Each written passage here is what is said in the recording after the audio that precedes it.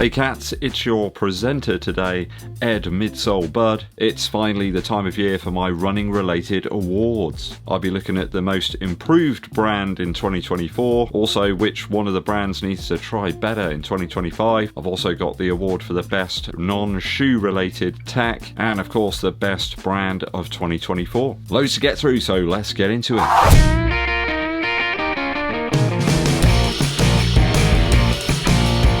Before we get into the video, just want to say big thanks to everybody that's been tuning in over the last year. Viewing figures have been sky high and I really appreciate it. I wouldn't be here making these videos if you weren't watching them, so thank you very much. Hope you've had a fantastic Christmas break. If you haven't done so already, hit that subscribe button and also give this video a thumbs up like. Drop us a comment as well to help with the YouTube algorithm. Dankeschön. So, running related awards for 2024. We're going to start off with the most improved brand. I think most improved brand in 2024, for me at least, has to be Hoka. There's been some tremendous releases from the brand over the course of the last year or so. I've tried out the Hoka Skyward X with that huge stack and improved foam in the midsole, also the CeeLO X1, the long-range stable carbon-plated shoe, and the Mach X2, along with the viewer's favourite Mach 6. Those shoes have pretty much received rave reviews from the viewers. I've enjoyed a good 3 of those across my testing in 2024, though perhaps the Skyward X was a little bit too much shoe for me, being like a stick-thin man. CeeLO X1 I documented in a recent video at 100 miles or 160 kilometers, being really durable, nice stable cushioned offering, and ideal if you want some stability as a heel striker or midfoot lander. Great upper fit on that one too. Also the Mach X2, perhaps my favourite Hoka ever in terms of upper wrap, a nice smooth midsole transition and great outsole traction on that too. I think there's been some really improved outsoles on the Hoka models this last year, and I feel that's why they're the most improved brand really over the last year, especially when you consider some of the ones I tried out a few years back. They weren't great at all, and I think runners' word of mouth amongst sort of local athletics clubs and sort of running clubs has really helped Hoka to build on that good base that they had. Also, local running stores actually appear to be able to get hold of Hoka shoes and sell them to people. That's something that you don't see all the time.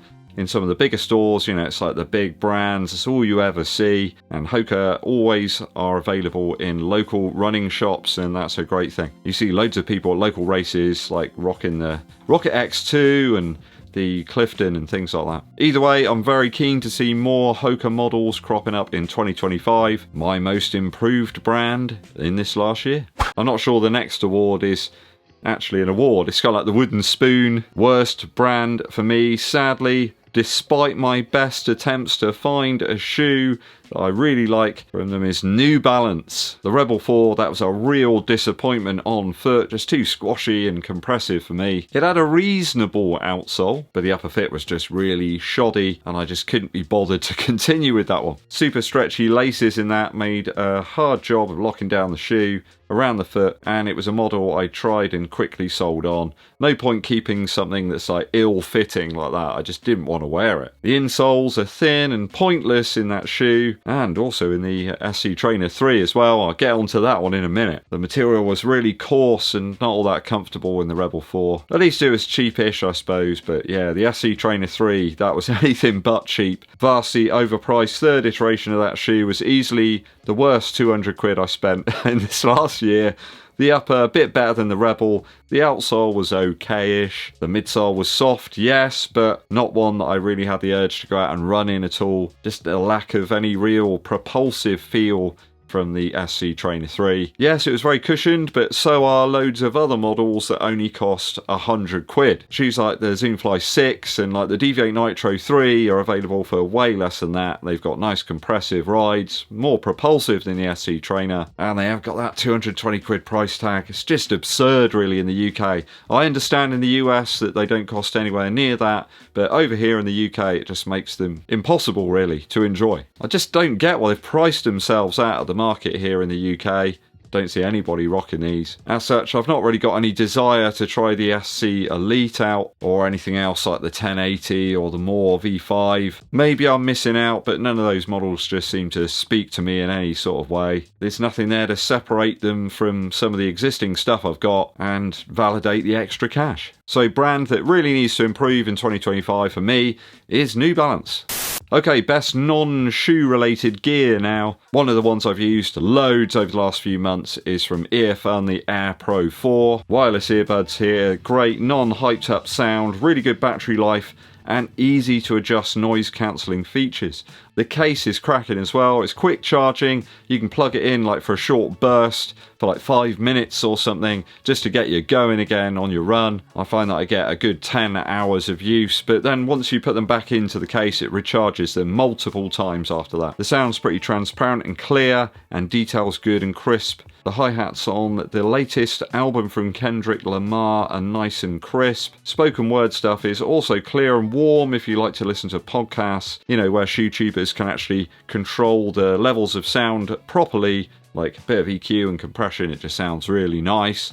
Bass is improved when you use the noise cancelling features, but I would not recommend that if you're running in an urban area with lots of hazards, lots of cars and things, for obvious reasons. So top-notch earbuds these, you can get them for around about 60 quid here in the UK over at Amazon. Do check the links in the description on those. Other non-shoe related piece of gear I've got to talk about is the Stride Pod that I picked up back in February of 2024. So I've been using that for close to a year now. I feel like I've got some good levels of experience with it. Is it a must? Well, no, I don't think it is. Perhaps if you're a more experienced runner, you want some more metrics, you want a little bit more data, and perhaps you're training for like a marathon or something, you really want to dig into all the information that you've got about your training, then yes, maybe it is, but I feel for most people it's perhaps a bit of an expensive luxury. That aside, Stride have made big strides, in fact, no pun intended there, in improving the software and the applications that run with the Stride Pod.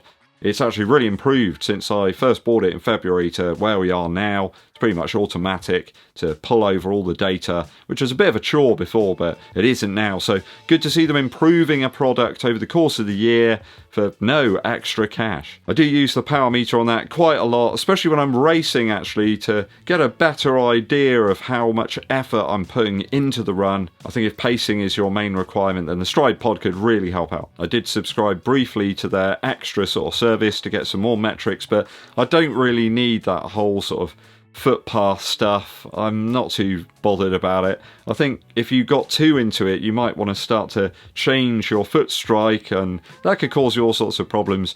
I've had the most consistent year of running that I've ever had, so I'm not changing anything just yet, right? So an interesting bit of curious tech there, and one you might want to go and check out if you're perhaps a more experienced runner. Okay, before I get to the best brand, I've got an honourable mention. A few people over the past year have suggested I was Nike bashing a bit, but actually I just want to give a bit of a big up to them on the Zoom Fly 6. I think that one's come out of nowhere. Nobody thought that shoe was going to be anywhere near as good as it is. It's just got everything in there that a runner might want. Fantastic, really great outsole. Traction on it is just fantastic. Multi-surface stuff. Midsole is just beautiful. It's kind of like a nice BLT sandwich. You've got the crispy carbon plate in there, and you've got some nice filling with the Zoom X and the SR02 foam. It's just a wonderful combination. And the sprinkling of salt and pepper on that one is the upper, which is really comfortable and easy to get a good lockdown. Yes, I know the Alphafly 3 released, and that was kind of like last year, I suppose, just at the tail end of it. That's a great shoe, but some of the other stuff they have released have been a bit of a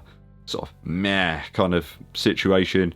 Pegasus Plus and the standard Pegasus 41. Well, I guess the Pegasus 5 Trail was also a banger too. That was a great shoe. It should get some more love from the running community. People think it's probably just like the Pegasus, but it's much softer, much better formula of React X. I don't know what they've done to change it, but it is different. But the star of the show, the Zoom Fly 6, worth a honourable mention here, mainly due to the price point. A plated cushion was just terrific. Let's hope 2025's a bit of a better year for Nike with some more consistency. So best overall brand this year who produced banger after banger, it goes to ASICS.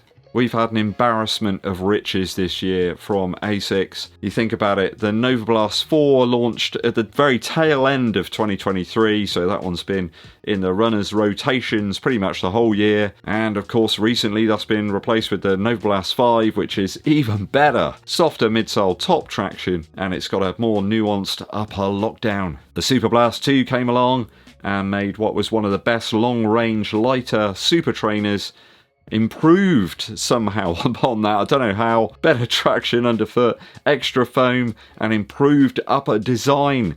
It's almost a mandatory purchase if you can find it, of course. Bit like the A-Team. The Metafuji Trail, an incredible, more rigid, higher stacked model with top tier foam, brilliant road to trail outsole, and probably one of the most versatile plated shoes of the year. Don't forget the staples from ASICS, the Nimbus and the Keanu, which offer a wider base and more resilient foams, both with improved outsoles again this year. I've not even mentioned the Metaspeed Sky Paris and Edge yet, the lightest and most energizing of the super race shoes out there. Also a reasonable price, well, a bit cheaper than the Vaporfly. They sell out almost instantly, even now, and that's quite a way after release. I can't remember anybody that's tried out either of those shoes and have been disappointed after a high-speed session or a race. Just the best combination of upper materials, that midsole, plate and the outsole that there's been for a long time. Some of the best shoes this year from 2024, all from ASICS. Subtle improvements over last year's models. No like ridiculous changes here just for the sake of it.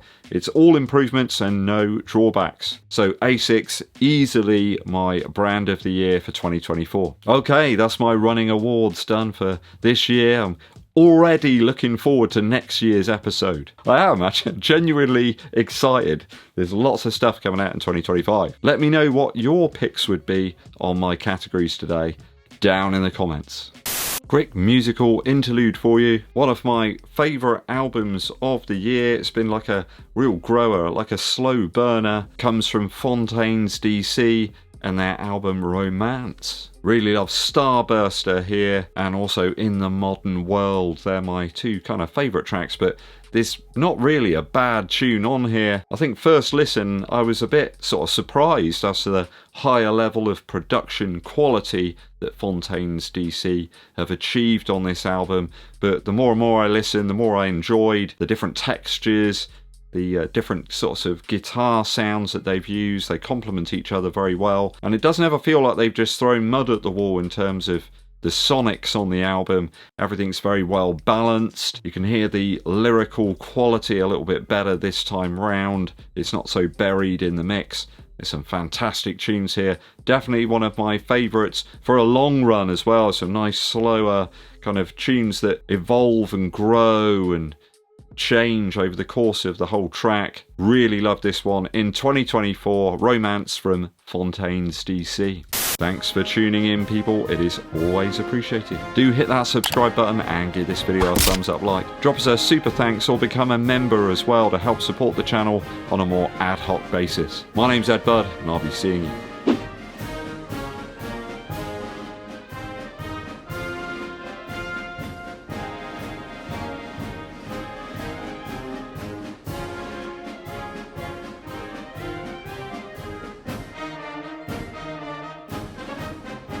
And yes, I do need all those guitars.